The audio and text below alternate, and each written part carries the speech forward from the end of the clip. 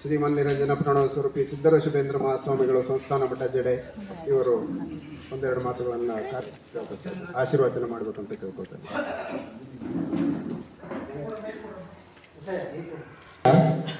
ಹರಿಸು ಪರಿವಾರ ಕೈವಾರ ನೋಡಯ್ಯ, ಮರೆಯದ ವಸ್ತು ನೆರುವುದು ನೋಡಯ್ಯ, ಪರಮ ನಿರಂಜನನ ಮರೆವ ಕಾಲಕ್ಕೆ ತುಂಬಿದ ಹರಿವ ಕೊಂಬಂದು ಕೂಡಲ ಸಂಗಮ ದೇವ.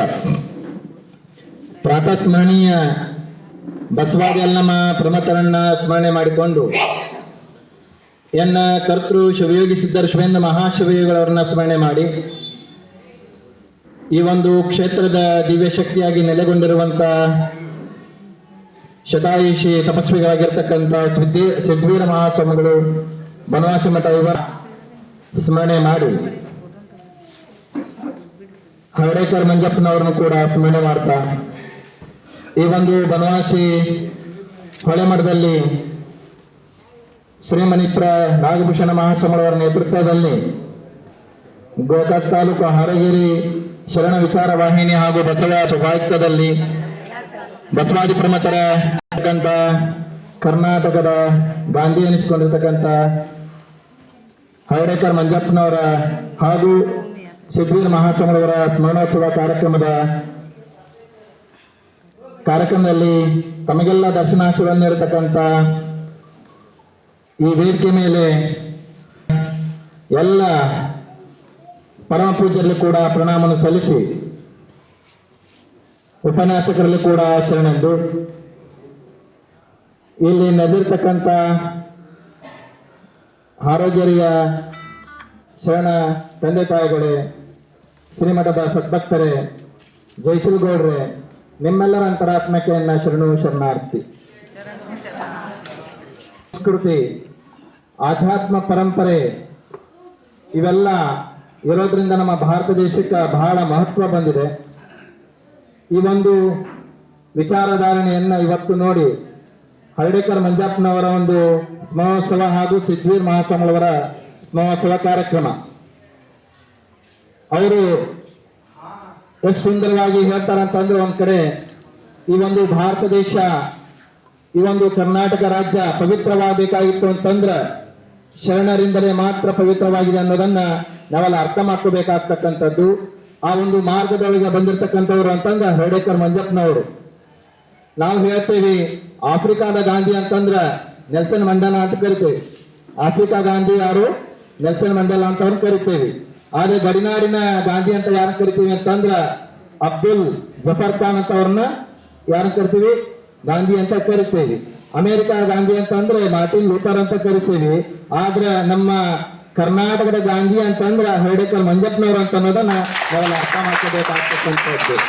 ಯಾಕಂತಂದ್ರೆ ಎಷ್ಟು ಅವರು ಬಸವಣ್ಣವರ ಮೇಲೆ ಭಕ್ತಿ, ಬಸವಣ್ಣವರ ವಚನ ಸಾಹಿತ್ಯದ ಮೇಲೆ ಎಷ್ಟು ಭಕ್ತಿ ಇತ್ತು ಅಂತಂದ್ರ 1913ರಲ್ಲಿ ಏನು ಮಾಡಿದ್ರು ಅಂತಂದ್ರೆ ಅವರು ಬಸವ ಜಯಂತಿಯ ಒಂದು ಆಚರಣೆ ಮುಖಾಂತರವಾಗಿ ಬಸವ ತತ್ವದ ಒಂದು ವಿಚಾರವನ್ನ ಈ ನಾಡಿನೊಳಗ ಬಿತ್ತರಿಸುವಂತ ಕೀರ್ತಿ ಯಾರಿಗಾದ್ರೂ ಸಲ್ತಾ ಇದೆ ಅಂತಂದ್ರೆ ಅದು ಹರ್ಡೇಕರ್ ಮಂಜಪ್ಪನವರಿಗೆ ಸಲ್ತದೆ ಅನ್ನೋದನ್ನ ನಾವೆಲ್ಲ ಅರ್ಥ ಮಾಡ್ಕೋಬೇಕಾಗ್ತಕ್ಕಂಥದ್ದು. ಯಾಕಂತಂದ್ರೆ ಬಸವಣ್ಣ ಏನು ಮಾಡಿದ ಅಂತಂದ್ರ ಈ ಜಗತ್ತಿಗೆ ಲಿಂಗಾಯತ ಪರಂಪರೆಗೆ ಏನು ಕೊಟ್ಟ ಅಂತಂದ್ರ ಒಂದು ಕಲ್ಯಾಣ ಅನುಭವ, ಮಹಾಮನೆ ಮತ್ತು ಇವನ್ನೆಲ್ಲ ಕೊಟ್ಟಿರುವಂತವ್ರು ಯಾರು ಅಂತಂದ್ರ ಬಸವಣ್ಣನವರು ಅನ್ನೋದನ್ನ ನಾವೆಲ್ಲ ಅರ್ಥ ಮಾಡ್ಕೋಬೇಕಾಗ್ತಕ್ಕಂಥದ್ದು. ಎಂತ ಭಕ್ತಿ ಜೀವಿಗಳನ್ನ, ಭಾವ ಸಂಪನ್ನರನ್ನ ಒಂದು ಸೆಳೆತವನ್ನ ಯಾರು ಮಾಡ್ಕೊಂಡಿದ್ರು ಅಂತಂದ್ರ ಬಸವಣ್ಣನವರು ಮಾಡ್ಕೊಂಡಿದ್ರು ಅನ್ನೋದನ್ನ ನಾವೆಲ್ಲ ಅರ್ಥ ಮಾಡ್ಕೋಬೇಕಾಗ್ತಕ್ಕಂಥದ್ದು. ಏನು ಅಂತ ಹರ್ಡೇಕರ್ ಮಂಜಪ್ಪನವರು ಏನ್ ಮಾಡಿದ್ರು ಅಂತಂದ್ರ ಅವ್ರ ಆಸ್ತಿಗಾಗಿ ಬಡದಾಡ್ಲಿಲ್ಲ, ಯಾವುದಕ್ಕಾಗಿ ಬಂಗಾರಕ್ಕಾಗಿ ಬಡದಾಡ್ಲಿಲ್ಲ, ಒಂದು ಬೆಳ್ಳಿ ಬಂಗಾರಕ್ಕಾಗಿ ತನ್ನ ಜೀವನವನ್ನು ಮುಡುಕಾಗಿರ್ಲಿಲ್ಲ. ವಚನ ಸಾಹಿತ್ಯವನ್ನ, ಬಸವ ಧರ್ಮವನ್ನ ಉಳಿಸುವುದಕ್ಕೋಸ್ಕರ ಬಂದಿರ್ತಕ್ಕಂಥವ್ರು ಯಾರು ಅಂತಂದ್ರೆ ಹರ್ಡೇಕರ್ ಮಂಜಪ್ಪನವರು ಅನ್ನೋದನ್ನ ನಾವೆಲ್ಲ ಅರ್ಥ ಮಾಡ್ಕೋಬೇಕಾಗ್ತಕ್ಕಂಥದ್ದು. ಎಂತ ಸಂಸ್ಕೃತಿ ಅಂತಂದ್ರೆ ಈ ಪರಂಪರೆ ಸಂಸ್ಕೃತಿಯನ್ನು ನೋಡಿ ಬಂದ ನಾವು ಏನ್ ಮಾಡಿದ್ವಿ? ಧ್ವಜಾರೋಹಣ ಮಾಡಿದ್ವಿ. ಅದನ್ನ ಏನಂತಂದ್ರ ನಮ್ದು ಸ್ವಾತಂತ್ರ್ಯ ದಿನಾಚರಣೆ ಇದ್ದಾಗ ನಾವು ಏನ್ ಮಾಡ್ತೀವಿ? ರಾಷ್ಟ್ರೀಯ ಧ್ವಜಕ್ಕೆ ನಾವು ಗೌರವನ ಕೊಡ್ತೀವಿ. ಆದ್ರೆ ಧಾರ್ಮಿಕವಾಗಿರ್ತಕ್ಕಂಥ ಕಾರ್ಯಕ್ರಮ ನಡೀಬೇಕಾಗಿತ್ತು ಅಂತಂದ್ರ ಶತಸ್ಥಲ ಧ್ವಜಾರೋಹಣ ಮುಖಾಂತರವಾಗಿ ನಾವು ಕಾರ್ಯಕ್ರಮವನ್ನ ಚಾಲನೆಯನ್ನು ಕೊಡ್ತೀವಿ. ಅದು ಏನ್ ತೋರಿಸ್ತದೆ ಅಂತಂದ್ರೆ ನಮ್ಮ ಲಿಂಗಾಯತ ಪರಂಪರೆ, ಬಸವ ಧರ್ಮ ಪರಂಪರೆ ಯಾವತ್ತೂ ಅದು ನಾವು ತಲೆ ತಗ್ಗಿಸಿ ನಡಿಬಾರ್ದು, ತಲೆ ಎತ್ತಿ ಬಾಳುವಂಗ ಮಾಡತಕ್ಕಂಥವ್ರು ಯಾರು ಅಂತಂದ್ರ ಬಸವಾದಿ ಪ್ರಮುಖರು ಮತ್ತು ಹರ್ಡೇಕರ್ ಮಂಜಪ್ಪನವರನ್ನ ನಾವೆಲ್ಲ ಅರ್ಥ ಮಾಡ್ಕೋಬೇಕಾಗ್ತಕ್ಕಂಥ ತಿಳಿಸ್ಕೊಡ್ತಕ್ಕಂಥದ್ದು. ಅದು ಏನ್ ತಿಳಿಸ್ಕೊಡ್ತಾ ಇದೆ ಅಂತಂದ್ರೆ 6 ಏರುವುದು 3 ಮುಟ್ಟುವುದು ಅನ್ನೋ ತಿಳಿಸ್ಕೊಡ್ತಕ್ಕಂಥದ್ದು. ಅಂತಂದ್ರೆ ಸದಸ್ಥಲ ಧ್ವಜಾರೋಹಣ, ಭಕ್ತ, ಮಹೇಶ, ಪ್ರಸಾದಿ, ಪ್ರಾಣಲಿಂಗಿ, ಶರಣ, ಐಕ್ಯ ಏನದಲ್ಲ ಇವನ ಮೆಟ್ಲುಗಳನ್ನು ಏರ್ತಾ ಹೋಗ್ಬೋದು. ಕೊನೆಗೆ ಯಾವಾಗ ಮುಕ್ತಿ ಸಿಗ್ತೈತೆ ಅಂತಂದ್ರೆ ಗುರುಲಿಂಗ ಜಂಗೂರನ್ನ ಸ್ಪರ್ಶಿಸಿದಾಗ ನಮ್ಮ ಜೀವನಕ್ಕೆ ಮುಕ್ತಿ ಸಿಗ್ತದೆ ಅನ್ನೋದನ್ನ ತಿಳಿಸಿಕೊಡ್ತಕ್ಕಂಥದ್ದು. ಯಾದಂತಂದ್ರೆ ಇದು ಬಸವ ತತ್ವದ ಪರಂಪರೆ, ಲಿಂಗಾಯತ ಪರಂಪರೆ ಅನ್ನೋದನ್ನ ನಾವು ಅರ್ಥ ಮಾಡ್ಕೋಬೇಕಾಗ್ತಕ್ಕಂಥದ್ದು.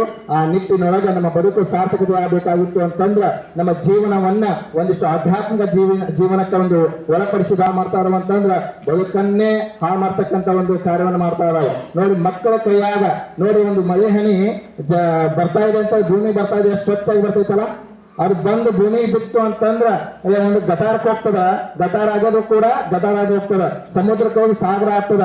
ಹಂಗ ನಮ್ಮ ಮಕ್ಕಳು ಏನಾಗ್ತಾವ ಅಂತಂದ್ರ ಹೆಂಗ ನಮ್ಮ ಜೀವನವನ್ನ ಯಾರ ಜೊತೆ ರೂಢಿಸ್ಕೊಳ್ತಾವ, ವಚನ ಸಾಹಿತ್ಯದಿಂದ ರೂಢಿಸ್ಕೊಂಡ್ರೆ ಒಂದು ಮಹಾನ್ ಶರಣಾಗ್ಲಿಕ್ಕೆ ಕಾರಣ ಆಗ್ತದ. ಹಂಗ ನಮ್ಮ ಮಕ್ಕಳು ಏನಾಗಬೇಕು ಅಂತಂದ್ರೆ ದೇಶದ ಒಂದು ಸಂಸ್ಕೃತಿ ಉಳಿಸ್ಕೊಳ್ಳೋದಕ್ಕ ಒಂದು ಬಸವ ತತ್ವವನ್ನ ಅಳವಡಿಸಿಕೊಂಡು ಈ ವಚನ ಸಾಹಿತ್ಯವನ್ನ ಬರಬೇಕಾಗಿತ್ತು ಅಂತ ನಮ್ಮ ಮಕ್ಕಳು ದೇಶ ಉದ್ಧಾರ ಆಗಬೇಕಾಗಿತ್ತು ಅಂತಂದ್ರೆ ಮೊಬೈಲ್ ಕೊಡಬೇಡಿ, ಅವ್ರ ಕೈಯಾಗ ಒಂದು ವಚನ ಸಾಹಿತ್ಯನ ಕೊಟ್ಟಾಗ ಅವ್ರ ಬದುಕು ಸಾರ್ಥಕತೆ ಆಗ್ತದೆ ಅನ್ನೋದು ನಾವೆಲ್ಲ ಅರ್ಥ ಮಾಡ್ಕೋಬೇಕು. ಆ ನಿಟ್ಟಿನೊಳಗ ಬುದ್ಧರು ಎಷ್ಟು ಮಾತೃ ಹೃದಯಗಳು ಅಂತಂದ್ರ ನೋಡಿ ಅವರು ಇಲ್ಲಿ ನಾವು ಬಂದಿರ್ತೇವೆ, ಯಾವಾಗ ಮರ್ದಾಗಿ ಇರಂಗಿಲ್ಲ. ಅವರು ಎಷ್ಟು ಕಾಯಕವನ್ನು ಮಾಡ್ತಾರಂತಂದ್ರ ತೋಟಕ್ಕೆ ತಾವಾಗಿ ಹೋಗಿ ತೋಟದಲ್ಲಿ ಮತ್ತು ಕೃಷಿ ಮತ್ತು ಕಾಯಕವನ್ನು ಮಾಡ್ತಕ್ಕಂಥ ಪೂಜ್ಯರು. ಅದೇ ರೀತಿಯಾಗಿ ಸ್ವಾಮಿ ಅಂದರೆ ಸಮಾಜದ ಒಡೆಯನಲ್ಲ, ಸ್ವಾಮಿ ಅಂತಂದ್ರೆ ಸಮಾಜದ ನಿಷ್ಠಾವಂತ ಸೇವಕ ಅಂತ ಏನು ಕರೀತಾರ ಹಂಗಲ್ ಕುಮಾರ್ ಶ್ರೀಗಳು ಹೇಳುವಂಗ ಹಂಗ ಪೂಜ್ಯರು ಯಾರು ಅಂತಂದ್ರೆ ನಮ್ಮ ಹೊಸ ಮಠದ ನಾಗಭೂಷಣ ಮಹಾಸ್ವಾಮಿಗಳು. ಯಾಕಂದ್ರೆ ಪೂಜೆ ಪುನಸ್ಕಾರ ಮಾಡ್ಕೊಂಡು ಅಷ್ಟೇ ನನ್ನ ಜೀವನ ಅಲ್ಲ, ಒಂದು ಕಾಯಕದಿಂದಲೇ ಮಾಡಿದ್ಮೇಲೆ ನಾವು ಒಂದು ಪ್ರಸಾರ ಮಾಡಿದಾಗ ಅದು ಬದುಕಿಗೆ ಬೆಲೆ ಬರ್ತದೆ ಅನ್ನೋದನ್ನ ಸತ್ತಂತ ಸಮಾಜವನ್ನ ಬಡೆ ಹೆಚ್ಚಿಸುವಂತ ಕಾರ್ಯ ಯಾರು ಮಾಡ್ತಾ ಇದಾರೆ ಅಂತಂದ್ರೆ ನಮ್ಮ ನಾಗಭೂಷಣ ಮಹಾಸ್ವಾಮಿ ಮಾಡ್ತಾ ಇದ್ದಾರೆ ಅನ್ನೋದನ್ನ ನಾವೆಲ್ಲ ಅರ್ಥ ಮಾಡ್ಕೋಬೇಕು. ಅಂತ ನಿಟ್ಟಿನ ನಮಗೂ ಕೂಡ ಪ್ರೀತಿ ಇಟ್ಕೊಂಡು ನಮ್ಮ ಮೇಲೆ ಪ್ರೇಮವನ್ನು ಇಟ್ಕೊಂಡು ಈ ಕಾರ್ಯಕ್ರಮಕ್ಕೆ ಬರಮಾಡಿಕೊಂಡಿರ್ತಕ್ಕಂಥ ಪೂಜ್ಯರಲ್ಲಿ ಕೂಡ ಮತ್ತು ಇಲ್ಲಿ ನೆಲೆದಿರ್ತಕ್ಕಂಥ ಶರಣ ತಂದೆ ತಾಯಿಗಳಲ್ಲಿ ಎಲ್ಲರೂ ಕೂಡ ಶರಣ ಸಮರ್ಪಣೆ ಮಾಡಿ ಹಾಕೊಂಡು ರಾಮ ಕೊಡ್ತಾ ಇದ್ದೀನಿ. ಶರಣ ಶರಣಾರ್ಥಿ.